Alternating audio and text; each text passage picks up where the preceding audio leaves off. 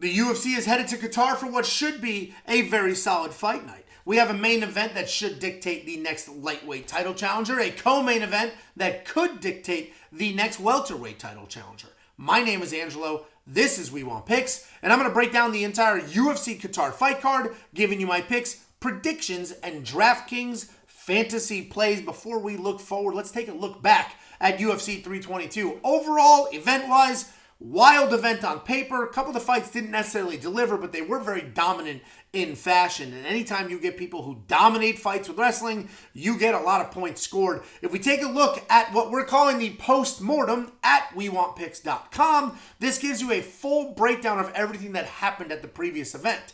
And if we see here, Islam Makhachev scored 118 points. Valentina Shevchenko, 114. But the highest scorer on that card was Kyle Dawkins at 128.71. Benoit right behind him at 126 because he did get that quick win bonus.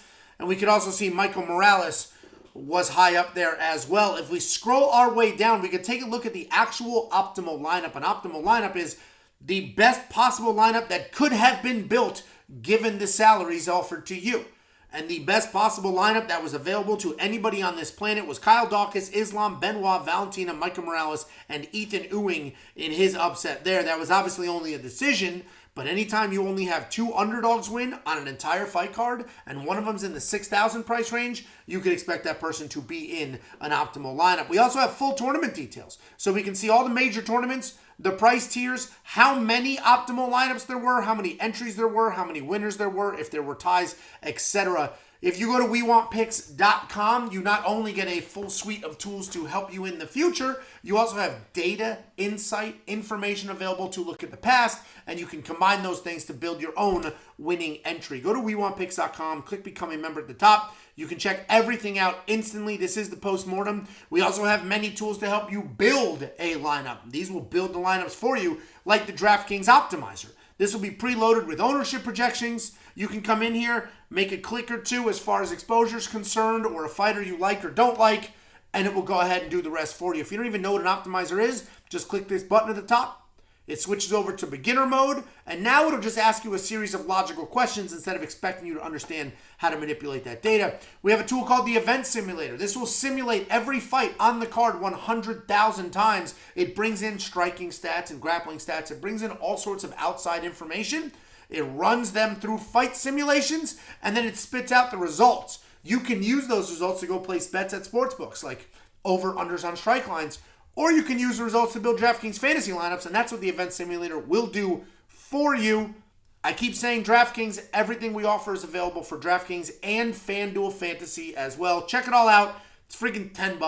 WeWantPicks.com. Click Become a Member at the top. It's not just fantasy. We have copy-paste bets. We have an artificial intelligence. We have research tools, a tape index. Literally anything you can need before the fights start on the weekend. WeWantPicks.com. Click Become a Member at the top. Let's go ahead and dig into this fight card. It does start early. This card starts early in the week. So I'm going to release this video a little earlier than I normally do. This usually gets popped out on a Friday.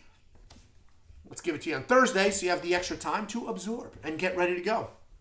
We're going to start this card with the newest addition. The newest fight added is Denzel Freeman. And Denzel Freeman is taking on another UFC newcomer. And that's going to be a theme on this card. This card is loaded with UFC newcomers. Just absolutely loaded with newcomers. There's going to be a bunch of names you have never heard before. One of them is Denzel Freeman. This guy's a big old American wrestler.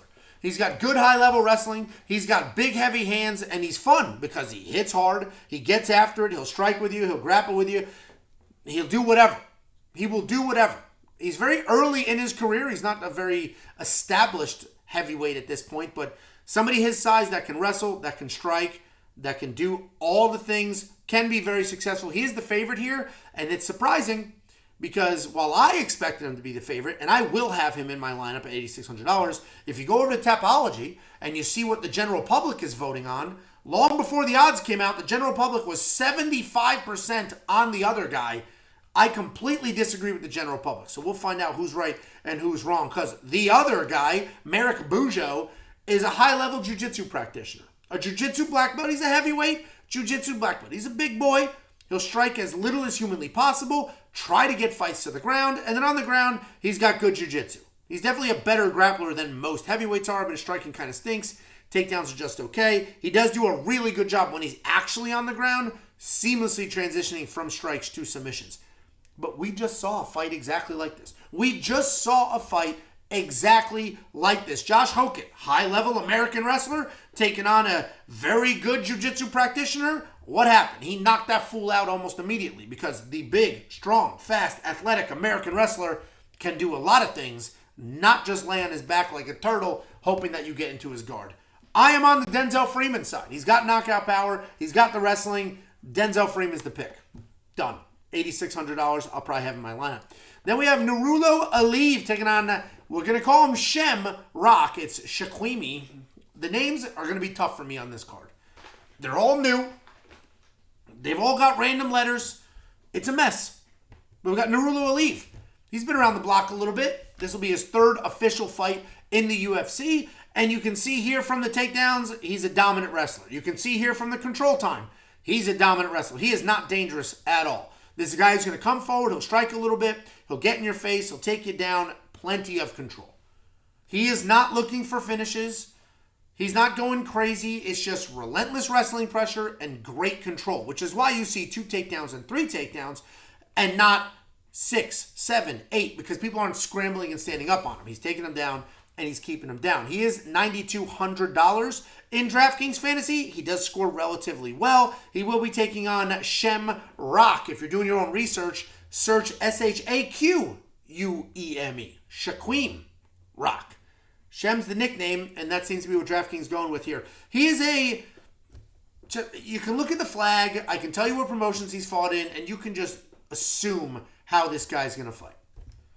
And you would be wrong. Because unlike the rest of the Brits who like to be fast, clean strikers, he's more of a grappler. He's long, he's lean, he does a really good job transitioning from the wrestling to the jiu-jitsu. Like, he doesn't shoot a takedown, then look for control. He is halfway through his takedown shot, and he's already looking to climb the back. He's already trying to transition to somebody else, already trying to position where you're going to end up on the ground so he can find a submission. He's slick. He's good. It's just not going to work for him in this fight. His striking is not very good. It's serviceable, but it's not very good. The problem is he's fighting a much better wrestler. He's fighting somebody he's not going to be able to take down. He's fighting somebody with good jiu-jitsu control, great control on top. Like, Shamrock isn't going to have really any success at all in this fight. Nurullo Aliev should win. I expect it to be boring, but a boring win is still a high-scoring win most of the time. $9,200 probably makes some sense to me. Then we have Ismail Naurdiev taking on America's own Ryan Loder. We have a sort of a battle of the come-forward grapplers. Ismail Naurdiev is an aggressive striker, but also a very solid grappler. He is going to come forward. He is going to get in your face. Now, whether he strikes or grapples will be up to him in the moment. Because while he has competed as a striker, and while he has separately competed as a grappler, and he has competed in MMA, it is not very often you see both of those things. We do not see him come out, beautiful striking, then transition to wrestling, go back to strike. No, we see him primarily striking or primarily grappling. He doesn't string it together as well as you would like him to. He has had a couple of stints in the UFC here. You can see, started off in 2019, he left in 2020, and then he came back last year, and he's sort of running through that stint now. He beat he beat Bruno Silva in his UFC comeback, and then he lost to Jun Young Park. What is important to note here, and it doesn't show you, is he had 2 points deducted for an illegal knee. 2 points deducted for an illegal knee. Not one. Not like, 1 round. No, 2 full points were deducted in that fight. He was a $7,500 underdog. Without that illegal knee, this could have gone a very different direction. But Ismail Naurdiev is going to come forward. He's going to get in your face, might shoot a takedown, might swing away. He's taking on America's own Ryan Loder, Division I wrestler, the Ultimate Fighter champion. He won that show, hasn't had a ton of success since then. He beat Robert Valentin to win that show, and then in his last fight out, Yakhyaev smoked him up against the cage, cracked him pretty good. But that is what it is because Yakhyaev hits hard and he gets in your face. He is a very comfortable wrestler. He'll come forward. He's athletic, so he'll swing for a little bit, but then he's going to shoot some takedowns. On the ground, he's got great control. On the ground, he's going to follow your hips. On the ground, he's going to stick with you. You don't just stand up on him. He does a phenomenal job holding you down, keeping you there, staying safe. He has great control. Not really looking for a finish. Even if you think Ryan Loder wins, I do not think he should be in your lineup. Obviously, he has random power, but Robert Valentine isn't exactly known for his durability. So I'm on the Naurdiev side. I'm going to fade this fight entirely. I think Naurdiev wins this fight, but Ryan Loder's a good enough wrestler that if Naurdiev comes in the wrestle game plan, Ryan could potentially be the better wrestler. But despite who wins, I don't think either one of them score enough points to make their salary worth it. Then we have Cerqueira. I always pronounce that name wrong, but it is what it is. We have Cerqueira, a guy that the world is fading, and he is basically free in DraftKings Fantasy, and that's because he's fighting AbdulRakhman Yakhyaev. The reality is Cerqueira's not going to win this fight. We'll talk about him for a second, but he's not going to win this fight. He's a loose, fluid striker. He's actually better than people give him credit for. You see 3 losses here, 2 are by knockout. He is better than people give him credit for. He can be creative on the feet. The ground game's decent enough to hang, but he can also be a little chinny. He's also had kind of a tough road. Like, I know Ibo Islam's not great, but he's dangerous. Modestas Bukauskas not great, but he's dangerous. Julius Walker should have won that one. That one he should have won. Julius Walker's not great, and there's not a but behind it. Raffael Cerqueira is a decent fluid striker, pretty complete on the ground, but just has not been able to put it together. The reason he is such a massive underdog here is because he has taken on AbdulRakhman Yakhyaev. This dude's going to come forward and beat the absolute piss out of him. He can wrestle. He can strike. He's got great takedowns. Everything from body locks to just actual shots right up the middle. On the feet, he's got good power. He throws in combinations. It's not just one strike at a time. He's just like, staying in your face. How about that? Bumbaclot. Pretty good at that, hey? He doesn't just hang out. He gets after it. He gets in your face. He's got very good, accurate striking, and he throws at volume. If he gets a takedown, he's going to loosen you up, and then try to find a submission if you start to roll over. Well-rounded guy, tons of finish upside. $9,800 is an enormous amount of money, especially to spend on a UFC debut. But we have seen that Raffael can be finished, and I expect, honestly, more of the same here. Then we have Aleksandre Topuria. This is the brother. This is the older brother who has far less experience, and he's smaller. We have Aleksandre Topuria taking on Bekzat Almakhan. This is an interesting fight that the odds have been yo-yoing. At one point in time, Aleksandre was the favorite. Before that, he was a dog. Now he's a dog again. So the odds are bouncing around, and that makes sense to me. This is a very closely competitive, matched-up fight. Aleksandre Topuria, he fights somewhat similar to his brother. It's a ridiculous comparison to make. He's not as good as his brother, all that shit. But he fights similar to him. But he fights like him with a chip on his shoulder. Striking-wise, he's got the power. He is very creative. He'll come forward. He'll bomb away. He is not as technical as you would expect him to be with that last name, but he makes up for the technique with just raw pressure and power. He is willing to engage. He's a high-paced guy. And like I said, he fights with a chip on his shoulder. Everything he does is a little bit angry about it. He is coming out with a decision win over a short notice Kobe Thickness. And he is taking on Bekzat Almakhan. This guy is also pretty solid as a fighter.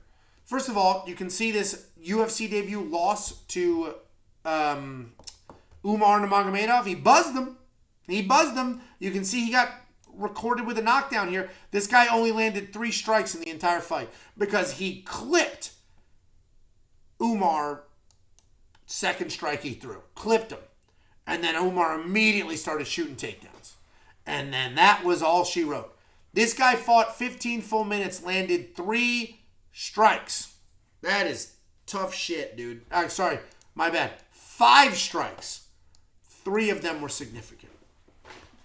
So then he came back out against Brad Katana, and he knocked him out. He's a good fighter.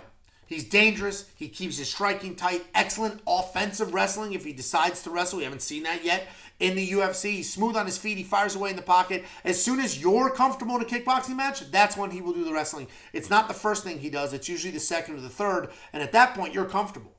At that point, you're not even expecting the takedown to come, which is why he can be so successful with it. He did lack some control at times, but the reality is he's a dangerous guy. He's got 14 knockouts. And he just knocked out Brad Katana. The regional scene, if you watch the wrestling, that's where he's kind of getting the takedowns but falling off of people. He doesn't have that full-blown keep you where you're supposed to be type control. For that reason, I'm actually going to be on the Topuria side. Obviously, Bekzat hits insanely hard. You don't get 14 knockouts out of nowhere. And if you look at Topuria's record, his one and only loss was a knockout. And before you just do 1 + 1 = 2 there, that was 10 years ago. Literally 10, not exaggerating, Ange, 10 years ago. And it was up in weight. So that's out the window. That doesn't matter. So now I have two similarly sized guys. Bekzat's pretty fast. He hits pretty hard. Topuria's pretty fast. Topuria hits pretty hard. Topuria's going to be a little bit of a better wrestler. I imagine he's getting the higher level training. Topuria's going to be the pick. Now, if we look at DraftKings Fantasy, they're about evenly priced, 8,200, 8,000. You kind of just have to pick whichever fighter you're on that side of, because the price is about even. So there's not upside on either one of them. They both can finish. They've proven that over time. I am going to be on the Topuria side, and I will say, before you just fade this fight because you're not sure, this salary, the 8,000, 8,200 salary, is in more optimal lineups than any other salary price as a whole. Fun fact for you. Then we have Alex Perez. I thought he was the co-main event. No, I'm just kidding. Then we have Alex Perez taking on Asu Almabayev, and I made that joke because Alex Perez is an easy guy to pile on. Like, look at this. 1-4 in his last 5. But if you look a little closer, just give it a second. Look a little Oh, he lost to Figgy. He lost to Pantoja. He lost to Yakhyaev. He lost to Tatsuro Taira. Those are all very good losses. And every single one of those people would probably also beat Asu Almabayev. These are very good losses. The problem is the wins aren't good. He beat Formiga, Espinoza, De La Rosa, Torres, Shelton, Gray, John de Thomas. I have never seen this John de Thomas name in my life, and I've seen every fight that's ever happened. Point being, Alex Perez somehow found himself in a murderer's row, a gauntlet of some of the best people in his division. And that's why his record looks the way that it looks right now. He is a good striker. He's got fantastic leg kicks. He's got decent wrestling if he needs it. He will enter the pocket with the boxing. He'll throw the combinations, and he finishes the exchanges with the leg kicks. He blasts the leg on his way out, which is a nice change of pace. Solid 77% takedown defense. He is coming off that knee injury loss to Tatsuro Taira. You can see KO, TKO. He wasn't knocked out. He won the first round. This was in the second round. He won the first round. That's not an opinion. It is an objective fact. Check all the scorecards. And he did that with very clean striking. And then in the second round, Tatsuro was able to close the distance, climbs his back. He's bearing all the weight, and bang, his knee buckles. And now here he is, a year and a half later, back in the octagon. He doesn't have the easiest fight in the world because he's taking on Asu Almabayev. Asu Almabayev is good. Obviously, he lost to Manel Kape, both of these gentlemen. He lost to Manel Kape, and he kind of got battered in that fight. Manel Kape was showcasing in that fight, and that's fine. Manel's striking has been absolutely fantastic as of late. But Asu Almabayev is a flashy striker and a dominant grappler. He can control that striking range. He'll work in some random spinning attacks for no reason. But he does a really good job shooting big takedowns, picking up, lifting, getting to the ground, and then controlling really well. He doesn't just immediately start hunting for submissions. He'll create space, and when you move, bang, he'll snatch something up. He's strong. He sets a great pace. He's got phenomenal cardio. I think he wins this fight. $8,700 for a guy that usually scores really well, I'll take it. The only concern is this fight could look very similar to the Nicolas fight, where he gets a couple takedowns, he's having success at striking range, so he's no real sense of urgency. I'm not going to panic. The difference is he knocked down Nicolas in that fight. And when that happened, he just continued down that path. For DraftKings Fantasy points, we want the takedowns. I want it to look like this fight against Johnson, where he had 6 takedowns. This fight against CJ Vergara, where he had 9 takedowns. We need that kind of fight. I don't know if we're going to get that kind of fight. Alex Perez has been fighting very high-level competition. Asu's going to be the pick. I'll probably roll the dice on him in my lineup. My only concern is not that he'll lose, but that he might just stick with the striking because he could have some success just dotting up at range. Then we have Nicolas Dalby. Nicolas Dalby's in the fight for his life here because he's taking on Saygid Izagakhmaev. That was actually, I can't believe I just cut that. Izagakhmaev. Am I saying that correct that easily? Fluid age. I could speak a linguistics class. And the fact that I just said linguistics instead of linguistics is a real just sitcom timing on that flumper. Saygid, all beard, no stash. You're going to make some assumptions. Those assumptions would be partially correct. He obviously can wrestle. He's a good wrestler. But the reality is he also is a very good striker. He is calm while still maintaining pressure and having explosive power. Meaning he's not just blindly rushing forward. He's taking his time. He's waiting while just methodically working forward. When he throws heavy. When he blasts the low kicks, he does it heavy. And then he looks for openings and he throws a straight right. The wrestling is very effective. If he gets you to the ground, he's got phenomenal control on top. He's taking on an old-ass, weird-breathing Nicolas Dalby. He's a karate-style striker. He does stay mobile.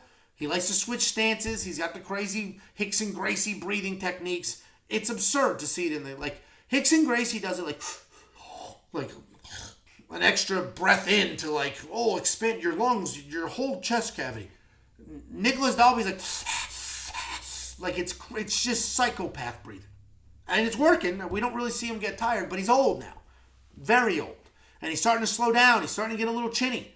What you don't see here is, he knocked down Randy Brown. He got knocked out against Randy Brown. So yes, he knocked him down, but he also got knocked out. His nose was smashed. Things were not going well. He is tough. He's not a guy that you just throw out of there. You can see this loss to Rinat Fakhretdinov. I mean, he stole around in a fight that he was getting mauled. And the third round came around because this says loss because they don't have a draw. It should be a draw. But they don't have that here. Anyway, he ended up in a situation where he was losing, and then almost finished the guy 10-8 round, 2 10-9s, ended up making it a draw. And that was just a testament to how tough he is, how durable he is. Nicolas Dalby's not a guy you just get out of there. I still don't think he wins this fight. At all, actually. I don't think he'll have really any success at all. I think Saygid is just too good. He's too good of a striker, too good of a wrestler. He has too good of control. He wins this fight. So Saygid probably should be in a couple of lineups. Then we have Luke Riley. This is a guy, as I alluded to earlier, you can look at the flag. I can tell you what promotion he fights in, and then you can make your assumptions. And you would be correct this time because he's a carbon copy of basically every Cage Warrior fighter that we have seen end up in the UFC. A fast, athletic striker, thinks he's a little bit better than he actually is, strikes a little too much, defends a couple of these shitty European takedowns, so people are like, his takedown defense is good. Not quite. It's decent, but all we have to go off is defending takedowns from Europeans. Show me some Russian takedown defense. Show me some American takedown defense. You could defend some skinny Europeans takedowns, sure. And luckily for him, he's not fighting a Russian or an American wrestler in this matchup. But the reality is, he is a good striker. He's got great clinch. He does a really good job staying active and trying to do damage from everywhere. At distance, he's popping away pretty fast. If he's in the pocket, he's blasting up pretty fast. Overall, he is fun. He's a decent striker. And even though his takedown defense is okay, he's just so used to defending takedowns constantly because he's typically the better striker that he doesn't panic, he doesn't freeze, and the moment doesn't get to him. He is taking on Bogdan Grad. Bogdan Grad's a pretty well-rounded guy. He's got solid striking. It's pretty straightforward. Just 1-2s, walk down, nice jab, nice little setup there. He's not chasing knockouts, nothing crazy. He's got heavy kicks, though, and he will invest in those leg kicks early to try to slow you down. He will work in wrestling, but he's going to attempt multiple takedowns. It's not just like clean, bang, one beautiful explosive shot. It takes a few times. Once he gets it to the ground, lots of control. He's not chasing a finish, just lots of control on top. He's coming off this loss here to Muhammad Naimov, where the reality is it was a very close fight. Likely a third-round scramble was what lost him it, but he was small. You look at it like, damn, that guy's a little small. Here's the tricky part. $7,100 in DraftKings Fantasy is phenomenal pricing for Bogdan Grad. This dude scored 40 points in a loss. If he wins that scramble in the third round, we may end up with a couple more points in the actual fight side of things, and then we get 30 more points for the win. $7,100 against a UFC debut who's primarily a striker. Bogdan Grad, who's got a good chin on him. Bogdan Grad, who's got decent power. Bogdan Grad, who can wrestle. I think this is a wildly close fight. The only reason I personally am going to slightly lean Luke Riley for the pick is because he is so used to defending takedowns. It's just been his entire career, people trying to take him down. But Bogdan Grad is a phenomenal underdog, especially at this price point. You need to fill out a slot, $7,100. A durable kid like this who can strike and grapple and do all those things, yeah. Give it a little look-see. If I go to the Pick 6 tab here, that's a separate game that DraftKings offers. It's like a Prize Picks or an underdog. They have his takedown line at 1.5. I would do the over on that. I don't play Pick 6. It actually is available here in Texas. I just don't play that. I would do the over. If that is available to you, I would go ahead and throw the over on there and move on with your life because I think he absolutely can get that done. And then we have Tagir Ulanbekov taking on a returning to the UFC Kyoji Horiguchi. Tagir Ulanbekov is a Dagestani wrestler. And all the comments, people hate Tagir for some reason. And they don't give him credit. All the comments this week, I'm picking Tagir. All right? Not only do I think he wins this fight, I think he does so in very boring but dominant fashion. But people are like, I don't know why. Guys, let me know why you don't like Tagir. And not the standard like, oh, he's a boring wrestler. That's fine. That's fine. It's fine to not like somebody because they're a boring wrestler. But I'm getting comments like, he's overrated. I'm not impressed. Like, when? When were you not? When he lost to Tim Elliott, who's an absolute dog? Submits Nate Maness. Submits Cody Durden. Has a really fun fight with Clayton Carpenter. The Azat Maxim fight was fun. He didn't get the takedowns, but the scrambles were incredible. And he ended up winning that fight with striking. He beat Alon Nascimento, who everybody thinks is so fantastic. Like, Tagir Ulanbekov is good. He's a Dagestani wrestler with good striking, and he's big as shit. People hate his guts for some reason. And I'm noticing now because I picked him to win the Kyoji, and people are like, I'm not impressed. Kyoji Horiguchi's going to win. Then there's another sentiment. When I bring up Kyoji Horiguchi, I say, this is a name you may not remember, but he's been in the UFC for a long time. And we go back to the fact that he fought Demetrius Johnson more than 10 years ago for the flyweight title. And his original UFC record was 10-1. 1, 2, 3, 4, 5, 6, 7. It's 7-1. I thought it was 10-1 for some reason. All right, it's 7-1. It's a great UFC record. But we haven't seen this guy in 9 years. 9 years we haven't seen this guy. So then it's like, who wouldn't remember Kyoji? What do you mean who wouldn't remember? How about all the fucking people who didn't start watching fights till 8 years ago? 7, 6, 5, 4, 3, 2, 1 year ago. Those people don't remember who he is. I've seen every fight ever since day one. And I'm not lecturing like some cool kid. You don't remember him? Come on, guys, let's be cool. Let's just be thankful there are so many new fans watching the sport that we love. Because the more people that watch it, the better the events are, the more money's invested. Look at the deal they just did with Paramount. That's all great for us fans. So if you're an old school fan and you do remember Kyoji Horiguchi, don't shame. None of this casual bullshit. Not everybody likes everything at the exact same time, especially young people. 8 years ago was the last time he fought in the UFC. If you're 21 and you're just getting in the fights now, you're expected to remember every fighter in your early teens? Come on, guys. Come on. We're better than that. We're classy. If you don't remember Kyoji Horiguchi, you're a casual bitch that doesn't follow the sport. Okay? So I'm going to explain how he fights because you didn't because you're a casual bitch. Kyoji Horiguchi, pretty good fighter. You can see here the UFC record, but also I dare you to remember any of his opponents' names. I dare you. The same people saying, you don't remember Kyoji Horiguchi? Fucking look at this and give me the first names of the fighters that he beat. You don't have it because the level of competition back then was absolute trash. Going 7-1 when you're a pretty well-rounded guy from Japan in Pride's heyday, not that crazy to do because back then that division was absolute trash, which is how Demetrius Johnson, who is a very good fighter, was able to have 32 title defenses or what absurd number it is. The reality is Kyoji Horiguchi is a good fight. He's a very good fight. He can strike, he can grapple, he's athletic, he is powerful. He is mostly an athletic striker, but he does a really good job just timing beautiful shots. He will duck under your overextended punch, hit the hips, and take you down. Problem is, it's a little too late. He's not very old, but this guy's been fighting forever. He left the UFC, went on the regional circuit, now he's back. Like, it's a little too late. I think he'll be the faster, cleaner striker, and I think Tagir will have no problem holding him against the cage, dragging him to the ground. Kyoji's takedown defense is not spectacular. He's going to be much, much smaller here. Tagir Ulanbekov is the pick. I will have him in my lineup because I think he scores pretty well in this fight because I think there's a lot of wrestling and control time. Then we have Shamil Gaziev, who is now taking on Waldo Cortes-Acosta. We have a brand new step up. We have 3 days notice flying to the other side of planet Earth. Shamil Gaziev was always on this card, and he was always $8,400. That's how DraftKings Fantasy works. He could be fighting King Kong himself or a small 12-year-old child. This price was going to stay exactly the same. When he was matched up against Sergey Spivak, he was the favorite. He is now the underdog. Waldo Cortes-Acosta is the favorite. So we're going to have some very weird pricing here where Shamil is priced as a favorite, as will be his opponent. Waldo Cortes-Acosta was not already on this slate, so they're going to assign him new pricing. We don't have that pricing yet. And I was originally going to wait for that pricing. The problem is this fight card is early as hell. It is 9 a.m.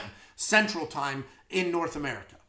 And I just didn't want to wait too long. I didn't want to give you this video midday Friday, and now everybody's trying to run around, figure out how much time they have left to build an entry where if I give it to you now, we don't quite have the Waldo Cortes-Acosta pricing, but the breakdown is exactly the same. He's not going to be in the 9,000s. So we should be okay. We got Shamil Gaziev. Hideous creature of it. Like, he's just ugly. And that's fine. Not everybody can be good looking, because if everybody's good looking, nobody's good looking. So for people like me who are moderately good looking, right? I'm not actually Ben Affleck, but I look close enough to him when I'm walking pretty fast that people are like, was that Ben?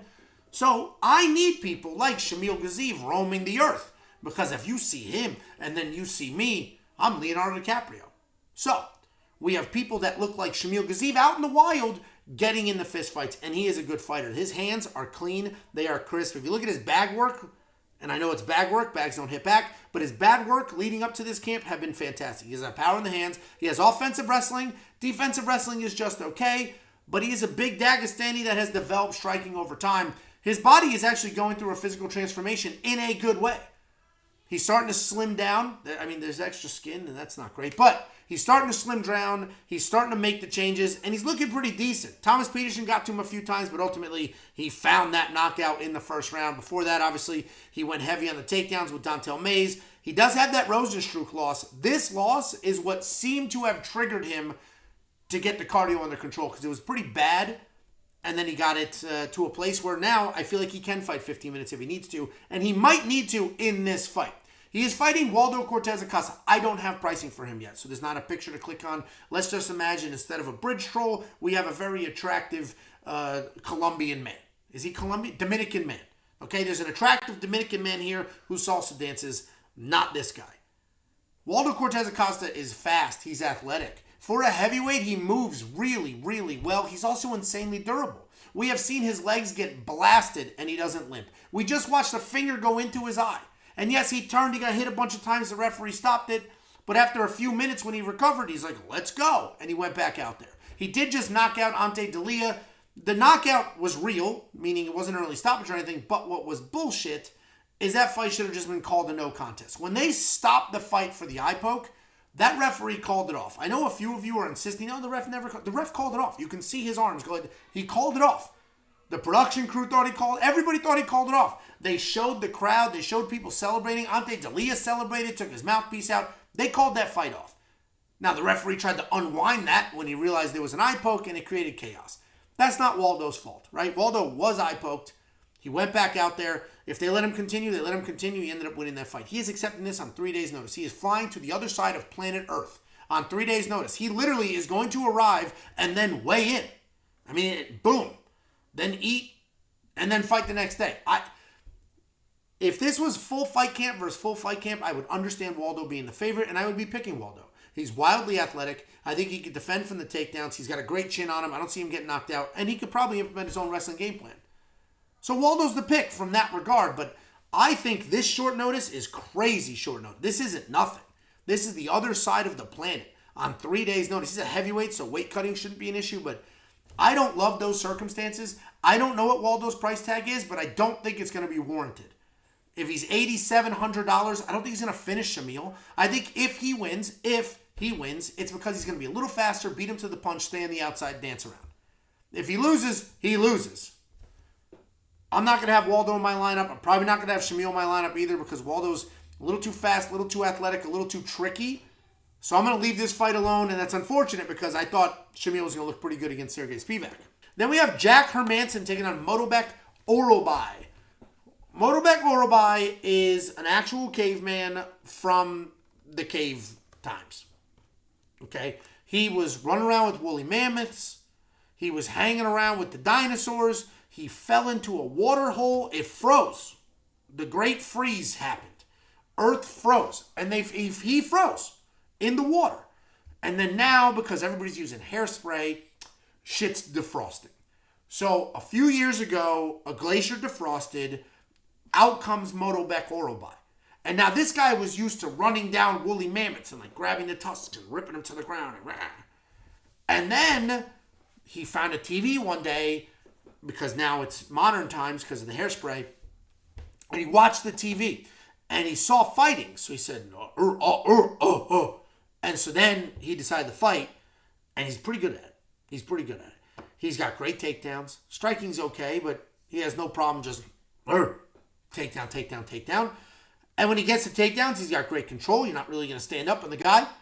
He's going to press you. He's going to lay on you. He's going to hit you. And if he finds a submission, he'll snatch that up too. He is $9,000 in DraftKings Fantasy, and that's because he scores pretty well in his wins. 115 points, 107, 123. I think he wins this fight. I think he should be in your lineup because when he wins, he scores well. He's taking on Jack Hermansson. Couple of notes here. One, dude's old. Two, dude's going down in weight. He's going down in weight. And it's not great when a 38-year-old is like, I'm going to reinvent myself at a weight class 15 pounds lighter than the normal weight class I'm in. That's not good news. He's going to be sucked out, slow, weak. There's no way he's got a lot of cardio. We've got plenty of fighters that have bounced up and down in weight, and it's been spectacular for their careers. Joaquin Buckley going down from 85 to 70 was spectacular for his career. Joaquin Buckley's in the prime of his career. Jack Hermansson is well past his prime, just got knocked out cold and was like, I know, I'm going to lose some weight. Problem is, yes, he's a very good grappler. Yes, he's a busy striker, but he's not dangerous. The grappling, in theory, can be dangerous. We saw that when he got Kelvin Gastelum in that heel hook submission. But he's not going to submit a caveman. He's not going to take down a caveman, and he's not going to defend a caveman's takedowns. Jack Hermansson is the woolly mammoth from the story before that they rip the tusks off, and he does all those things. Motobek Orobai is going to win this fight, and he's going to score a bunch of points when he does it.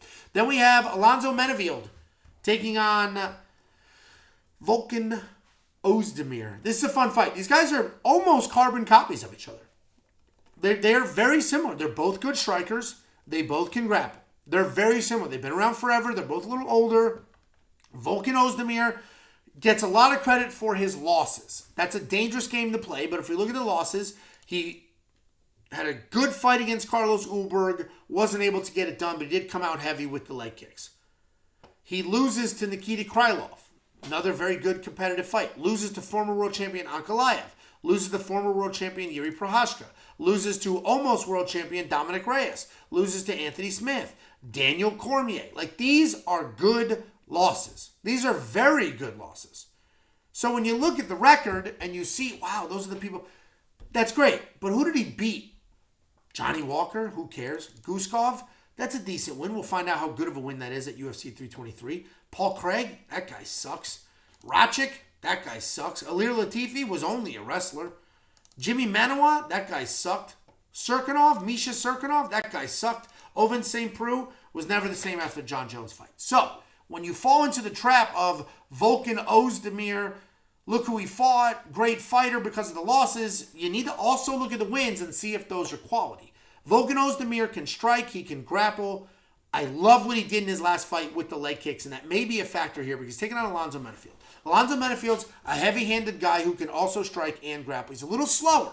You expect wild, explosive actions out of somebody that has as many knockouts as he does, but it's really just raw power. He's not insanely fast. He's just insanely powerful. He's typically very good in the takedown department, offensively and defensively. The problem is sometimes he'll just shoot a random takedown. out of nowhere. Like, doesn't need to, he'll just do it. We saw that in the Jimmy Crute fight. What the hell are you doing shooting takedowns? Alonzo Menifield's a pretty good fighter. I like Alonzo Menifield. I root for Alonzo Menifield. I am happy he beat Umar Sy in the moment. I hated his guts because I was very, very, very, very high in Umar. But I'm happy that, America got another win over the French. Like, sorry, Frenchie. You're going to come over here, you're soft. Alonzo Menifield can absolutely win this fight. Problem is, he doesn't always make the best decisions. Volkan Ozdemir is a pretty cerebral guy, and the leg kicks that he had against Carlos Ulberg in the last fight would work spectacularly against Alonzo Menifield.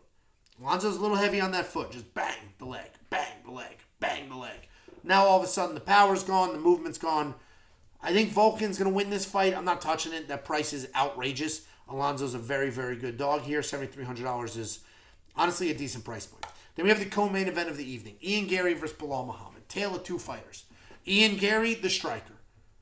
He's long, he's lean, he's accurate with the striking, he's fast, he's clean. Ian Gary is a very, very good fighter. He's becoming boring as of late. As soon as he got a couple of wins under his belt, he started to become boring.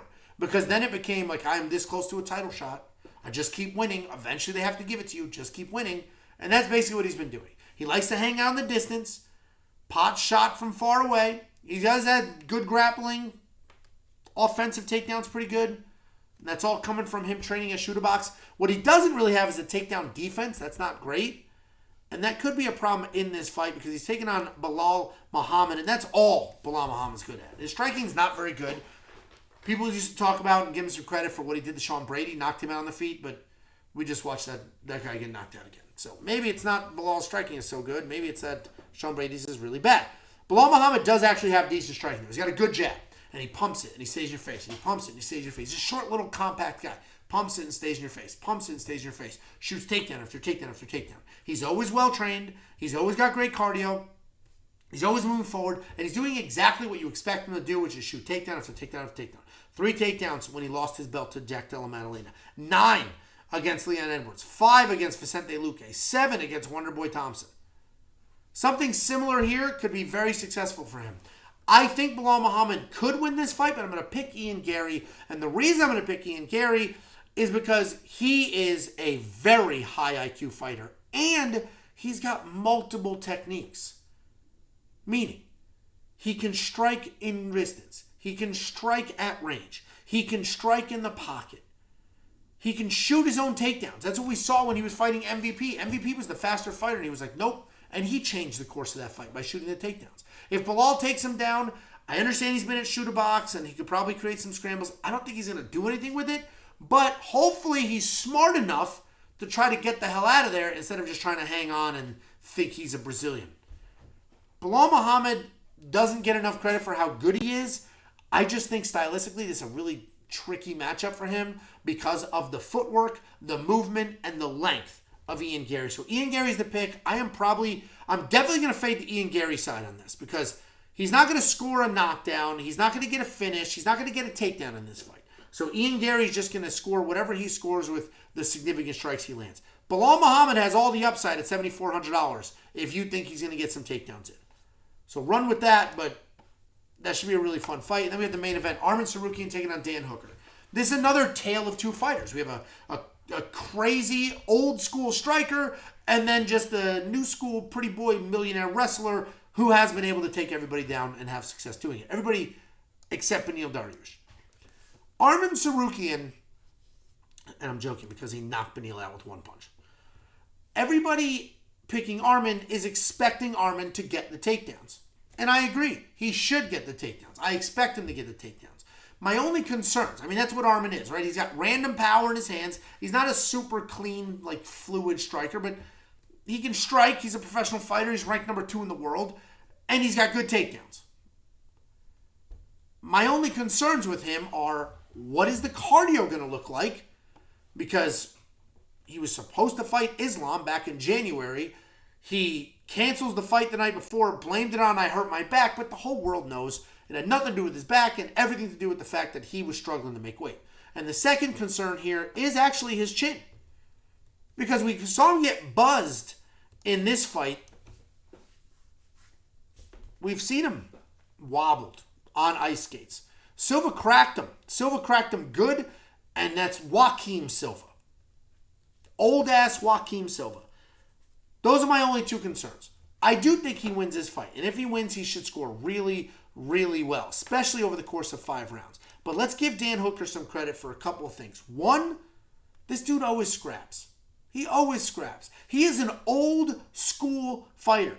Dustin Poirier just retired. But what would you get with a Dustin Poirier fight? Guaranteed fireworks every time. Every time you got guaranteed fire. You knew for a fact Dustin Poirier was going to fight. And he was going to fight his ass off. Even against Islam. That was the most entertaining Islam fight you've ever seen. He's just like Dustin.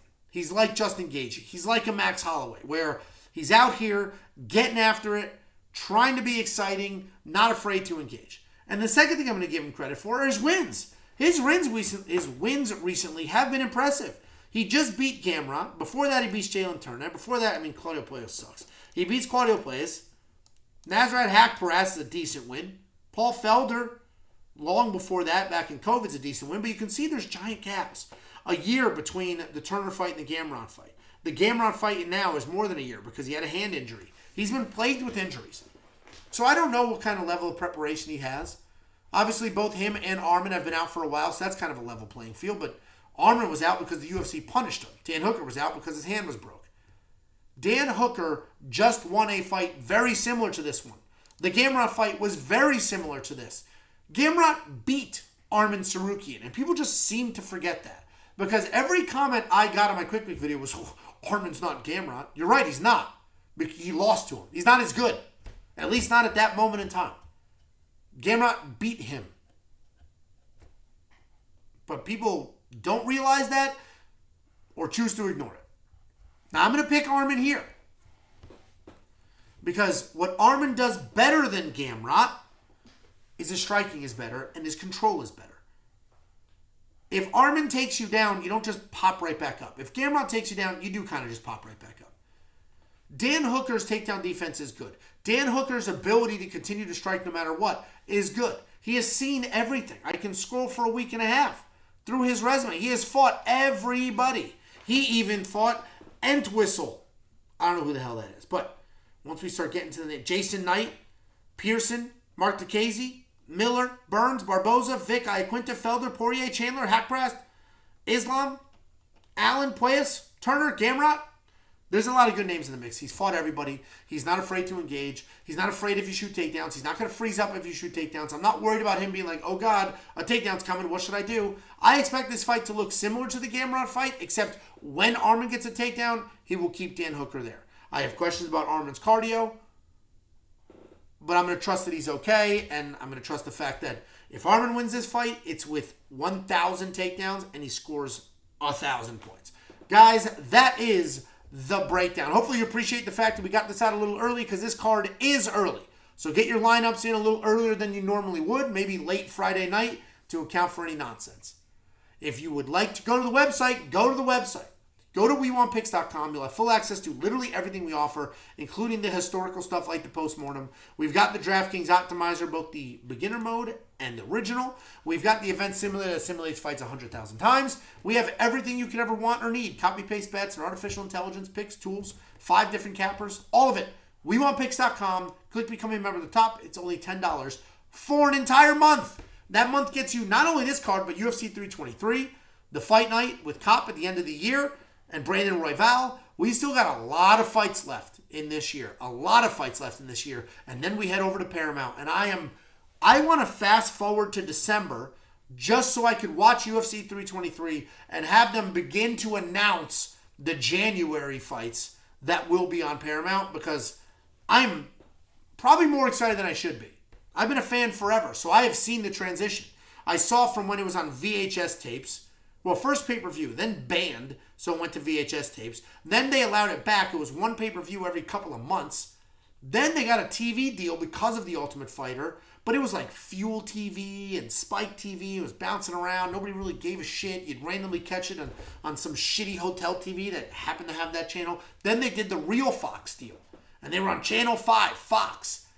But then they were on FX, and it was all over the place.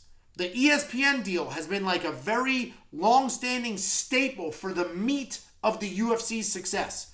Because they were doing well. COVID hit, bang, shot through the roof. And now everybody watches MMA. And now moving to Paramount and CBS for free with no more pay-per-views. I'm so excited for this. Thank you so much for being here. Thanks for tagging along this journey. Check the website out if you need a couple of legs up. Check the website out if you want to support the boys. If not, like, subscribe, do all the things, and good luck this weekend.